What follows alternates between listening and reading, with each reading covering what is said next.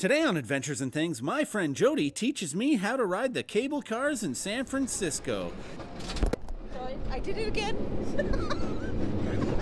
Kind of stay right there, right? Sorry. And I teach her how to ride a bike. Hi, I'm Michael Wright, a former professional alcoholic. Well, I drank like it was a profession, and after realizing that wasn't a lucrative career, I took up filmmaking and adventuring, and blended the two into the ever-brilliant Adventures and Things as an alternative. So join me on this journey as I rediscover this crazy world through sober eyes.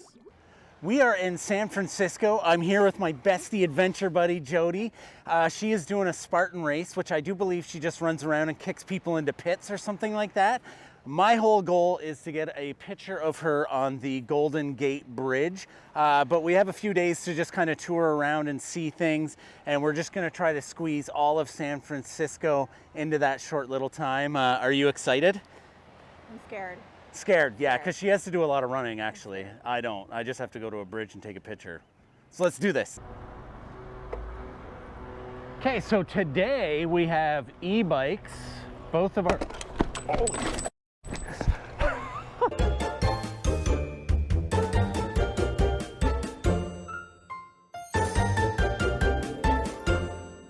So we're gonna try this again. We're on e-bikes and we're gonna ride over across the bridge over to Sauscilto, take a ferry back by Alcatraz, and I reckon it's gonna be neat.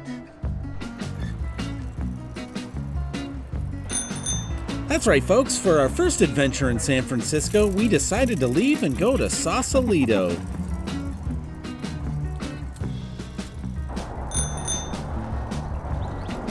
We're working our way to go over the bridge, and it's been a lot of uphill. It's a lot of uphill going around here. Kind of don't like it.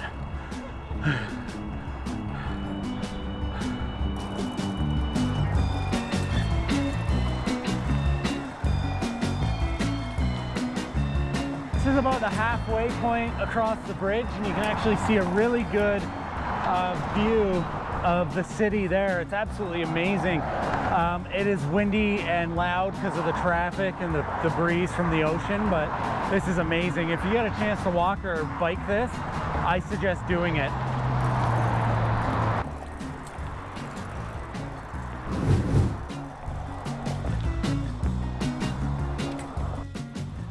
Once over the bridge, we weren't exactly sure where to go, but with my keen sense of direction and Jody's ability to believe that lie, we were hopefully on our way to Sauscilto.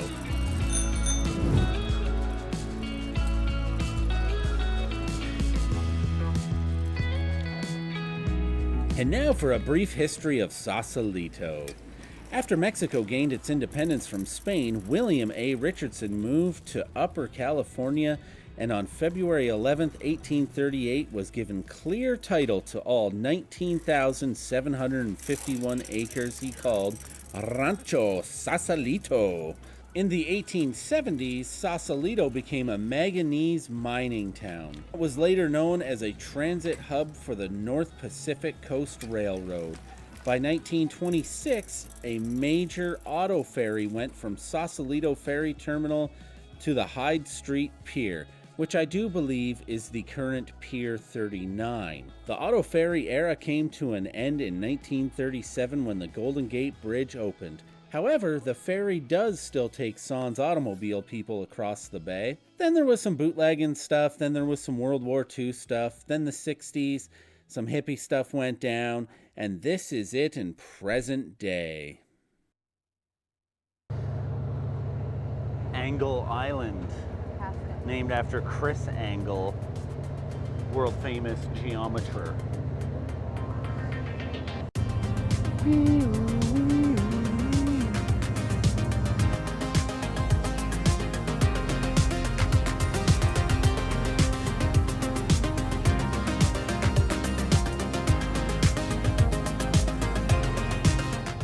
We decided not to visit Alcatraz because it seemed a little too touristy, so we went to Pier 39 instead.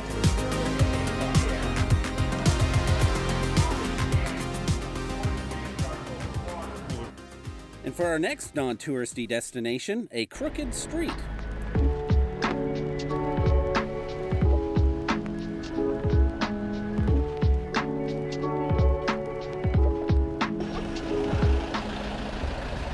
Okay, we are here at the famous Lombard Street, named after Dr. Lombard, the inventor of scoliosis.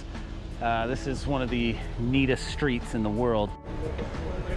We left Lombard Street on the trolleys to visit the Painted Ladies, which doesn't make sense geographically, but for the sake of this video and your entertainment, it makes perfect sense. I did it again. Kind of stay right there, right? Sorry. You all right? You all right? Are you okay?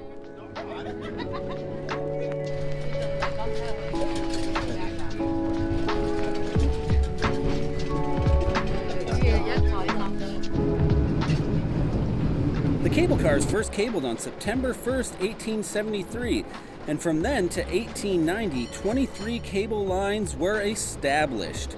After the earthquake in 1906, many of the cars and lines were destroyed, and now only 3 lines and a few of the original cars remain. This is also the last of the manually operated lines in the world.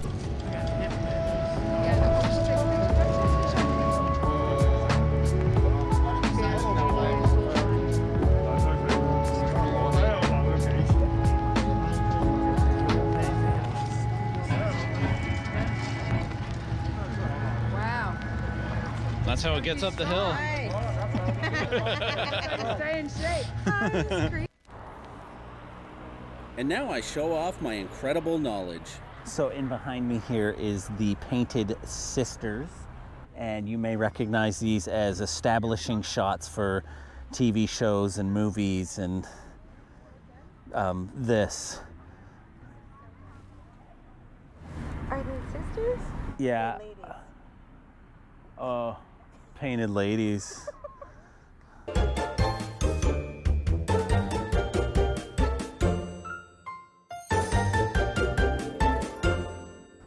They could be related. Oh. And we were off to a park so popular, it wasn't even on the map. Every tree in the park was harvested from mature trees, full root systems, and then brought from wherever they were at, and then transplanted and planted in the park. It was an expensive process. The park and the transit center in 2018 was $2.2 billion, which the city paid. Salesforce paid $110 million to name it. That's why it's a city park named Salesforce Park.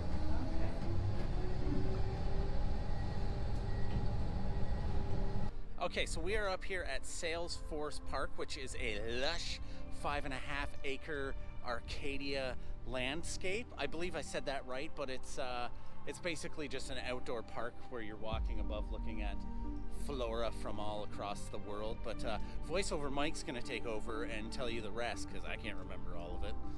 The park is elevated 70 feet above the ground and is a 0.6-mile loop that takes you through 13 mini botanical gardens that contain some 600 trees and 16,000 plants from Africa, Chile, Australia, and as far as Canada. So we are here in Chinatown, outside of a place in China called Town. This is the oldest Chinatown in the world. And do you know where the second oldest is? That's right, Victoria is the second oldest Chinatown. And what we lack in oldness, we make up for in archwayness. So let's go take a tour around here now. In 1858, gold was discovered in British Columbia. There's gold in them hills. Which led to a surge in immigration, of which 1/3 were Chinese. Chinatown grew rapidly and hit its peak in 1911 when it housed roughly 3,158 people. And over the years, Victoria's Chinatown got smaller as San Francisco's Chinatown got larger. San Francisco's Chinatown is bigger and more populated, and there's a lot more to do, but does San Francisco's Chinatown have Canada's smallest street? Probably not. It shouldn't anyways. We're here at Fantan Alley, and this is Canada's smallest street.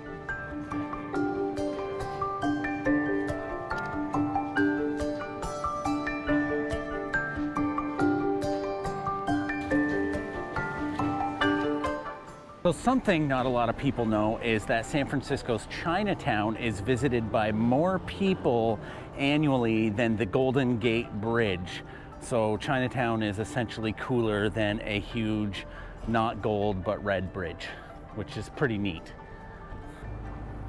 Being established in 1848, the San Francisco Chinatown has a very vibrant and long history, of which I will give you the Adventures and Things version.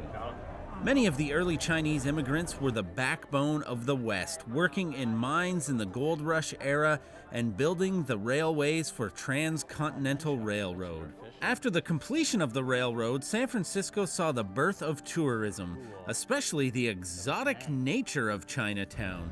Tourists love to partake in the many vice-laden activities of which I cannot mention on TV. In 1906, fires caused by the earthquake decimated Chinatown, leading some to believe that earthquakes were racist.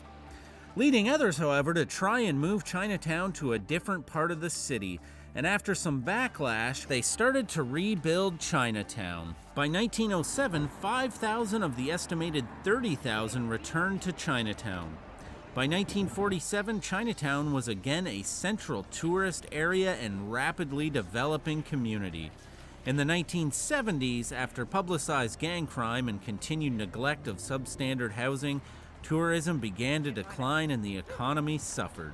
Many Chinese merchants helped improve these conditions, and in a marketing effort to show Chinatown as a safe and attractive area to visit, it once again became a great tourist attraction for dinguses like me. Some pulp culture for you. Chinatown is said to be the birthplace of Americanized Chinese cuisine with dishes such as chop suey. So why did you leave the keys up on the table? Chinatown is also the backdrop to many movies such as The Maltese Falcon, Big Trouble in Little China, The Pursuit of Crappiness, The Deadpool, and Godzilla. But wait, there's more. Amy Tan was inspired by Chinatown when she wrote The Joy Luck Club, which I have never read because they made it into a movie I never watched. Notable 1940s basketball player Willie Woo Woo Wong grew up playing basketball in Chinatown. And last but certainly not least, Bruce Lee was born in San Francisco Chinese Hospital before moving back to Hong Kong a few months later, until he turned 18 and moved back to San Francisco's Chinatown for a few months, and then he moved to Seattle.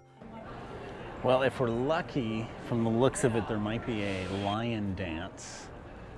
They're just kind of practicing and warming up. Hopefully we get to see something. I think it'd be pretty freaking neat.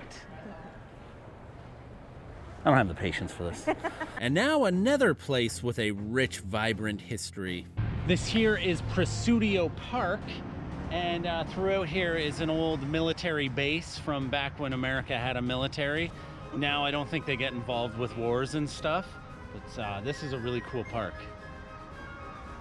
And we're gonna go do more park. Presidio does have quite the history, so here's the Michael Paul Wright notes on it. Fortified in 1776 when New Spain established the Presidio to gain a foothold in Alta California, Danny's brother, and the San Francisco Bay Area. In 1820, it was passed to Mexico and then passed to the U.S. in 1848. And in 1994, it was transferred to the National Park Service. That made it a military base for 219 years prior to this.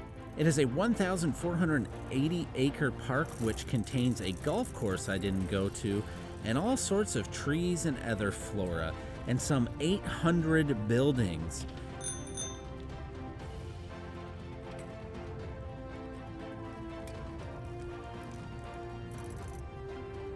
You got it. And there is this Crissy Field, an old airfield. And since the invention of planes in 1903, it really brought the airfield together. This is also where Jody's race was going to end and where I decided to get her picture. That's a pretty nice picture. I'm like Clint Eastwood in that movie.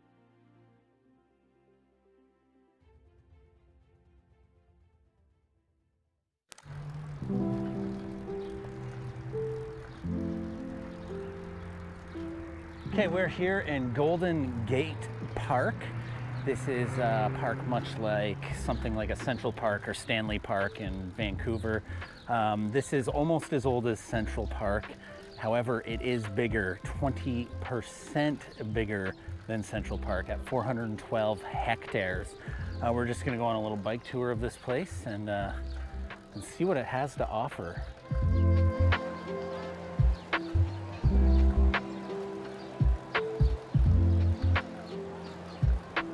Okay, so currently we are going down JFK Boulevard, and if we have time later, we're gonna hammer out Nancy Pelosi Drive.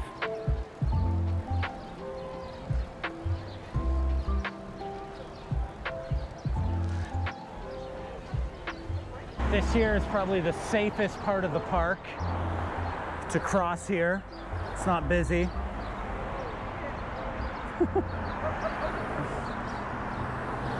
After seeing the amount of traffic inside the park, it was no surprise that the Golden Gate Park is the third most visited park in the mostly United States of America. Sorry. And this traffic really brought out the Canadian in me. Sorry. Sorry. Not sure if we're supposed to be here. Sorry. Sorry. Sorry.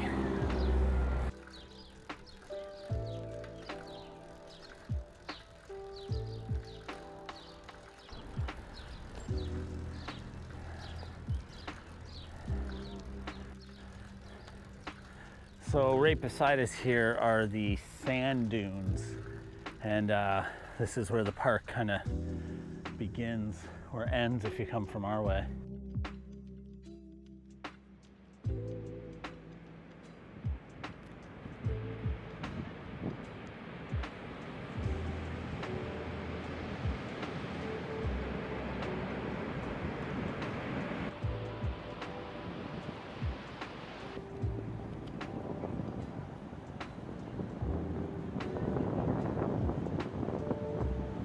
Okay, so we're down here at Ocean Beach at the end of Golden Gate Bridge, and I figured this is as good a spot as any to end this video.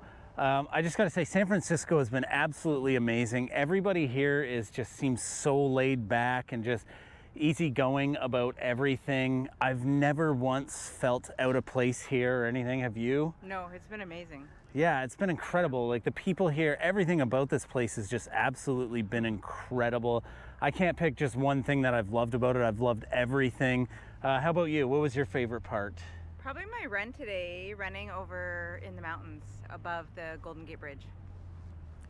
Not your picture?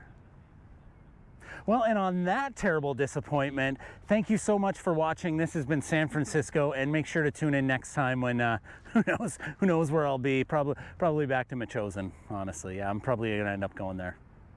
Well, see ya.